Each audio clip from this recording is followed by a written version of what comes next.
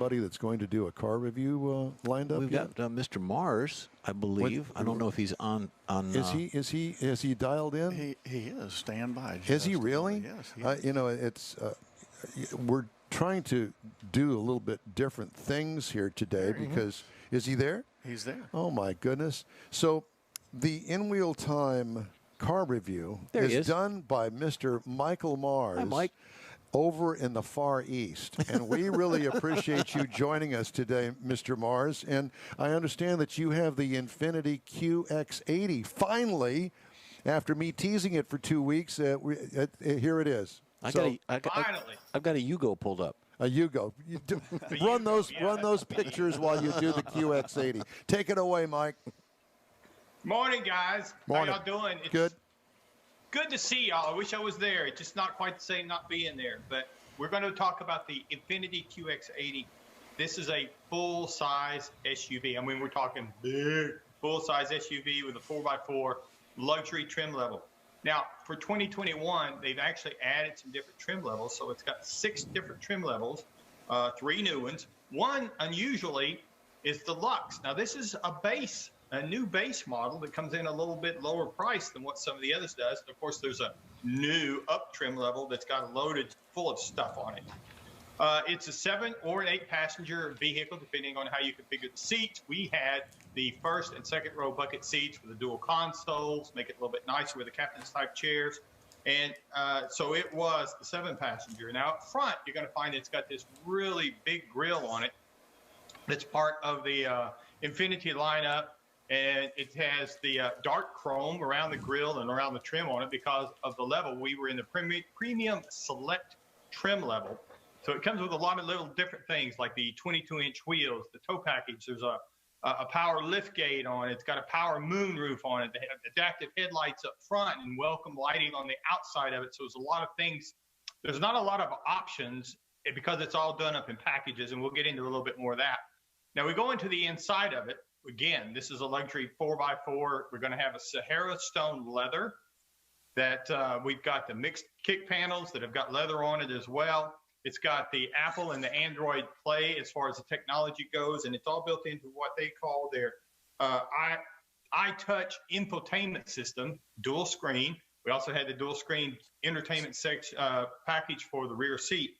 So we had a lot of different features on it on the inside of it, including the Bose 13-speaker premium audio system to go along with all of this technology, USB ports, power outlets, electric controlled seats, a lot of nice technology on the inside of this vehicle because it's big and it weighs 6,054 pounds. So up underneath the hood, we've got a 5.6-liter V8. Now this V8 will run 400 horsepower, but it is thirsty. Got 413 pound-feet of torque. It's backed by a 7-speed automatic transmission. So equipped like we've got it, because this is a body-on-frame vehicle, it will tow, properly equipped, 8,500 pounds. And in this level, this trim level, comes with the wiring harness and everything is standard on it. Now, when I say it gets thirsty, the EPA says you should be looking for 13 in the city. You should be looking for 19 out on the highway. And average it out at 15. Who are the hot chicks? Oh, Jeff got ahead of me there. So anyway, we'll get to that in just a second. So the what I was going to say, the 14.5 is what I got out of this for the week that I had it, because we spent a lot of time out on the highway. And because this thing is a highway hauler. You can load it up with cargo and you can tow, and it will run out on the highway.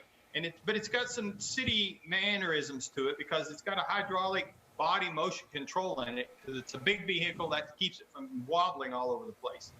If you're going to look at something to compare it to, you're looking at the Cadillac Escalade.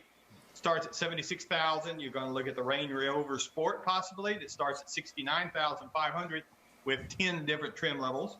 And the Lincoln Navigator, $76,185 is a good starting place on it. But you can get a new QX80 with a new base trim level they came out with this year for $69,000. Now, the mid-level trim premium select that we were running with starts at $76,450. The MSRP as tested was $79,490. So that's, and again, it didn't have a lot of options on it. Now, the hot chicks that we were talking about, that Jeff had up there a minute ago, that was the ladies that we talked to, Nicole and Alice Chase, that we talked to that were in the Oh, Rebel Rally. yeah. 'Cause this is the vehicle they were taking out on it.